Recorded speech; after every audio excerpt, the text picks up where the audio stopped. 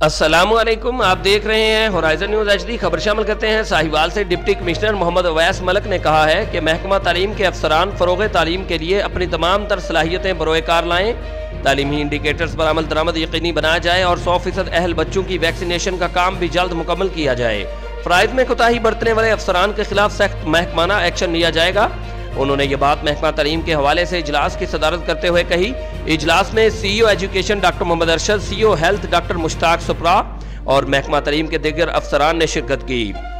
Deputy commissioner ने कहा कि सरकारी तालीमी इदारों की बेहतरी के लिए तमाम दस्तयाब वसाइल को बरोए कार लाया जाए। आदि गैर हाजिर असातिज़ा और मुलाजमीन के लिए महकमा तालीम में कोई जगह नहीं। उन्होंने कहा कि अफसरान तालीमी इदारों के सरप्राइज विजिट्स करें और तालीम के साथ तलबा की किरदार साजी पर भी तवज्जो दी जाए।